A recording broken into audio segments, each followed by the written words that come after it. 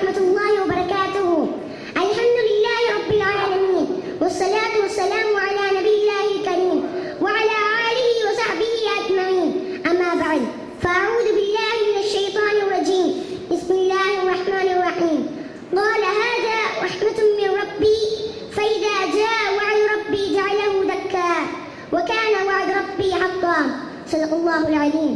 கண்ணியம் நிறைந்த சபையோர்களே, என் உரையை தொடங்கும் முன் அல்லாஹ்வை அஞ்சி வாழும்படி எனக்கும் உங்களுக்கும் உபதேசித்தவளாய் அவனது அருளும் கருணையும் நபியின் மீதும் தோழர்கள் மீதும் நம்மீதும் தடையின்றி பொழியட்டும் என வேண்டியவளாய் இதோ தொடங்குகின்றேன். சகோதர சகோதரிகளே, இவ்வுலகில் நாம் வாழ 2 விடயங்கள் மிக முக்கியமானவை. முதலாவது மக்ஃபிரத், அல்லாஹ்வின் மன்னிப்பு. இரண்டாவது ரஹ்மத், அல்லாஹ்வின் அருள். இவ்விரண்டும் இல்லையெனில் வாழ்க்கை நஷ்டம்தான். மக்ஃபிரத் இல்லையெனில் ரஹ்மத் இல்லை. ரஹ்மத் இறையரும். எல்லா நபிமார்களும் அல்லாஹ்விடம் இறைஞ்சிய ஒன்றல்லவா, அதிமுக்கியமல்லவா? அன்று ஆதம் அலைஹிஸ்ஸலாம் அவர்கள் அல்லாஹ்விடம் மன்னிப்பு வேண்டும் போது ரப்பனா வலம்னா அன்ஃபுஸனா وإن لم تغفر لنا وترحمنا لنكونن من الخاسرين. تغفر لنا وترحمنا. மக்ஃபிரத், ரஹ்மத் இரண்டும் இல்லையெனில் لنكونن من الخاسرين, நாங்கள் நஷ்டவாளிகள் என்றார்கள். நபி நூஹ் அலைஹிஸ்ஸலாம் கேட்ட துஆ, وإلا تغفر لي وترحمني, என்னை மன்னித்து என் மீது அருள் புரியவில்லை எனில் அகும் من الخاسرين, நான் நஷ்டவாளியாகிடுவேன் என்று கேட்டார்கள். அவ்வளுல் பஷரும் அவ்வளுல் ரசூலும் இருவருமே ரஹ்மத்தை கேட்டார்கள். எனவே ரஹ்மத் இருந்தால் ஹிதாயத் முதல் மனிதன் சாதிக்க துடிக்கும் அனைத்துமே கிடைத்துவிடும். பெருமக்களே, சான்றோர்களே, இது மட்டுமா?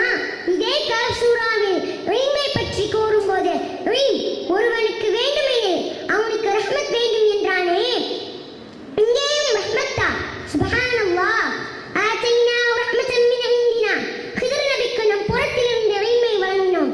வஅல்லம்னாஹு மின் லதுன்னா இல்மா, நம் புறத்திலிருந்து இல்மை வழங்கினோம் என்றானே, எப்படிப்பட்ட கல்வி! பலவகை கல்வியில் ஹிதர் அலைஹிஸ்ஸலாம் அவர்களுக்கு அல்லாஹ் வழங்கிய கல்வி அற்புதமான அபூர்வமான கல்வி, மறைமுக கல்வி. அல்லாஹ்வே விவரித்தானே, கப்பலில் துவாரமிட்டது ஏன்? சிறுவனை கொன்றது ஏன்? இடிந்த விளைவிருந்த சுவற்றை கட்டி எழுப்பியது ஏன்? மூசா நபிக்கும் தெரியவில்லை, யாருக்கும் தெரியவில்லை. வமா ஃபஅல்துஹு அன் அம்ரி, இது நானாக செய்யவில்லை என்றார்கள். இது அல்லாஹ் கொடுத்த இல்மின் மூலம் கிடைத்தது.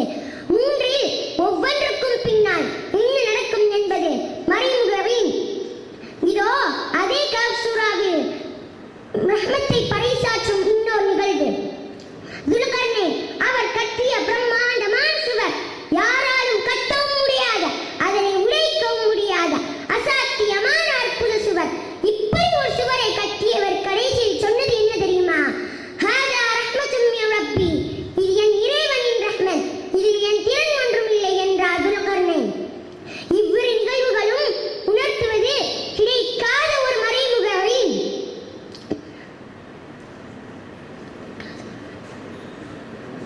பிரம்மாண்டமான சாதனை. இது எல்லாமே அல்லாஹ்வின் அருள், அவனது ரஹ்மத். கண்ணியவான்களே, சூரா கஹஃப் இது போன்ற ரஹ்மத்தை பற்றி தான் பேசுகிறது. அல்லாஹ்வின் ரஹ்மத் நம்மிடம் நிரம்பும் போது பாவம் செய்ய மாட்டோம். ரஹ்மத் இல்லையெனில் நஷ்டவாளி. நஷ்டவாளி யார்? பாவிதான் நஷ்டவாளி ஆவான். சூரா கஹஃப் 7 இடங்களில் ரஹ்மத்தை பற்றி பேசுகிறது. வெள்ளிதோறும் தவறாமல் கஹஃப் ஓதினால் ஒரு வாரம் 7 நாட்களுக்கான பாதுகாப்பிற்கான ஒளியை அல்லாஹ் வழங்குவான். அந்த ஒளிதான் ரஹ்மத். குர்ஆனுடைய தொடக்கம் முதல் இறுதி வரை ரஹ்மத். சூரத்துல் ஃபாத்திஹாவும் அர்-ரஹ்மானிர் ரஹீம் என்றே தொடங்குகிறது. நோய் குணமாக வேண்டுமா? ரஹ்மத் வேண்டும். அய்யூப் நபியை பற்றி கூறும்போது வஅய்யூப இذ நாதா ரப்பஹு அன்னி மஸ்ஸனிய ضر وأنت أرحم الراحمين, அங்கேயும் ரஹ்மத்.